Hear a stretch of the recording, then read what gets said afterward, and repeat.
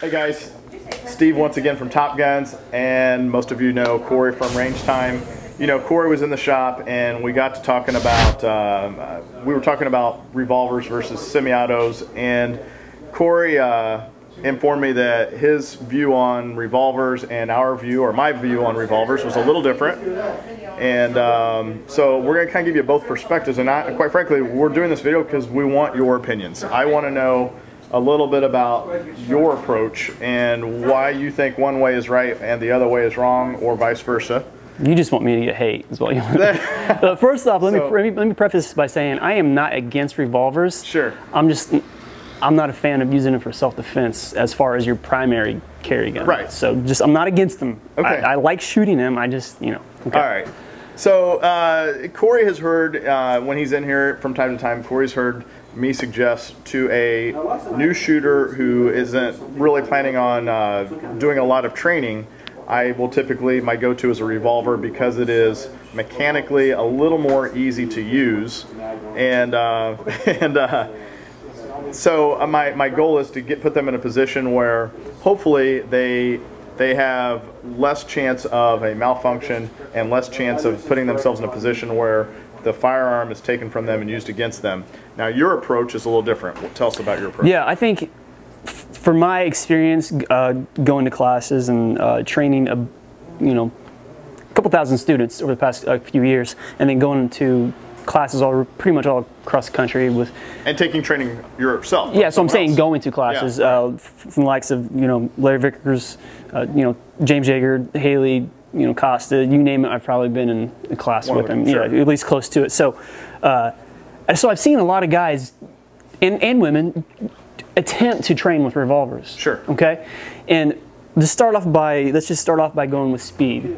Okay, when you put a revolver user, unless you're Jerry Mitchell, okay, you get the average guy out there. Unless you put you put a revolver up against a guy using an M&P or Glock or whatever. Yep. When it comes to reloading, the guy that has the auto pistol is going to get that gun up and running faster 99% of the time. Unless, like I said, unless you're Jerry Mitchell, or you're really, really good at doing it. Sure. There's a lot more that entails getting that revolver up and going, and especially if you don't have speed reloaders. Right. Okay, so you have to press a little button to get that thing out, and then you have to make sure you clear out the rounds. Right. Tip it over, and then do whatever you got to do. For me, that's a lot of small stuff that can go wrong there. And plus, asking that of a newer shooter, for me, not in your opinion obviously, but for me is a lot. Okay. The way I look at it with a Glock or M&P or auto style pistol is you put the thing in the thing and you pull the thing. To quote Jay Gibson, you put the thing in the thing and you pull the thing, and then you press the trigger. So, I've seen much more success as far as people out on the range training with a Glock style pistol than I have with a revolver style. And the fact that people say that revolvers don't malfunction, that's not entirely true. We've seen them malfunction. We've seen them break. Right, that is true. So, and again, it's not that I'm not a fan of revolvers. I think they're fun. For me, it wouldn't be my primary carry gun. If I'm going to carry a backup, maybe on an ankle. All right, so this is where I have to punch back now. All right, so my logic, I do agree with what you're saying in that if you're going to go and train, that it's easier to reload the semi-auto. And my concern is when we're putting someone new that walks into the shop into a firearm, and they've told me, I'm probably, and not to stereotype, but it's typically a middle-aged female who says, I just want a gun that if somebody breaks in my house, I can pull the trigger on and it's going to work. And often they're not carrying the gun, but they keep it at home loaded. And so my thoughts are, one, if they were in a semi-auto and they get a jam, that they are going to be less able to clear that jam because they really haven't built up the muscle memory. And so that puts them in a more vulnerable position than had they not really even had a gun at all. The second thing is that if they are in a position where all they have to do is, you've got your gas pedal and your brake basically just with your finger, and so my goal is to put them, and I don't think they're going to be doing a reload. I think they're going to have their 5 or 6 shots, and because they've not developed muscle memory, because they've not really put a lot of training and time into this particular skill set, they're probably not, whether they're in a semi-auto or a revolver, they're probably not going to reload. And I know your argument would be, well, let's give them more rounds then if they're not going to reload. My argument would be they're more apt to have a jam because they don't have proper grip control. They don't have, perhaps not a proper stance. They're not used to shooting a semi-auto, so their palms might be sweaty. They may be nervous and shaking, and as a result, they're more prone to get a jam under that stressful situation. And so, if that is in fact the case, that they do get a jam, now they didn't get their 5 shots or 6 shots that they would have had in a revolver. Maybe they got 1 or 2 at best. And so for that reason, I typically recommend a revolver. Now, this doesn't mean I'm right. It doesn't mean that Cory's right. But quite frankly, just a debate we were having, and we decided, hey, let's make a video and see what our viewers think. So, right. So let me fire back here. Now, if you gotta watch out what type of handgun you're getting. Now, obviously, if you try to buy a very small frame Glock, or excuse me, 9mm or 380, you could have problems. Right. There's a lot of issues with those smaller frame handguns. I never ever recommend anybody carrying anything smaller than, say, like a Glock 26 or M&P 9mm compact, or a Glock 42, and hopefully a Glock 43 when they're released. Past anything smaller than that, man, we've seen a lot of issues on the range.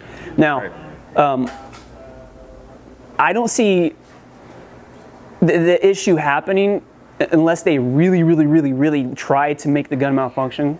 You know what I mean? Sure. And if they're buying a gun, I hope to gosh they're getting some type of formal, not a class, but somebody that's telling them, hey, make sure you shoot with both hands and all that kind of stuff. But I think you're kind of reaching for, hey, it could malfunction and lightning's going to strike, and it's not. You can't guarantee or say it or it isn't going to malfunction.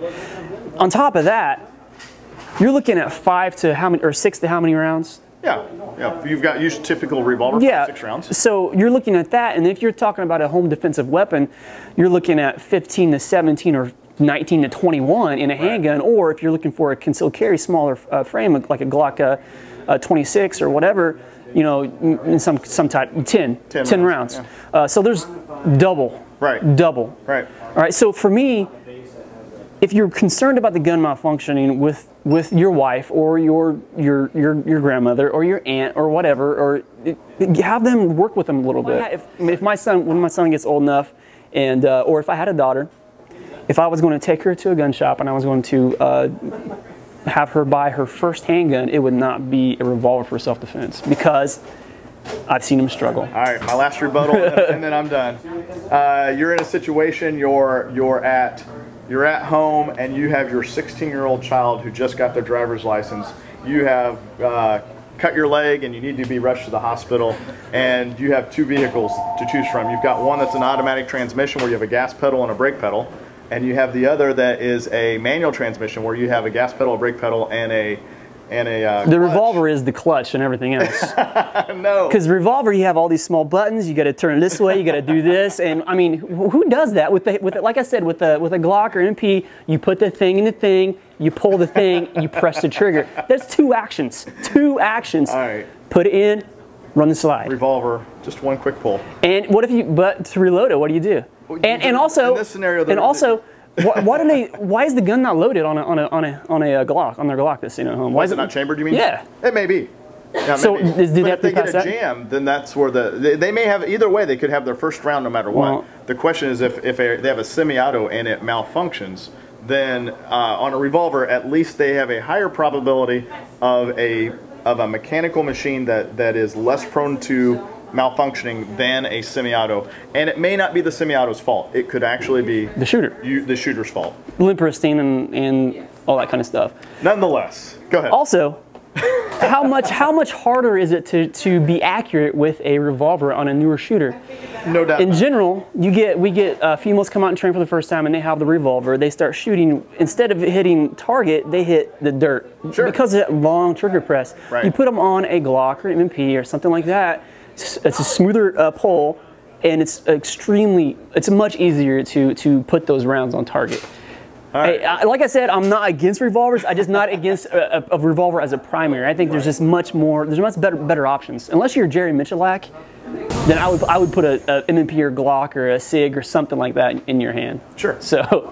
All right, guys. Well, don't hate me. This is just our debate for the day, and we want your opinion. Please share your thoughts on it.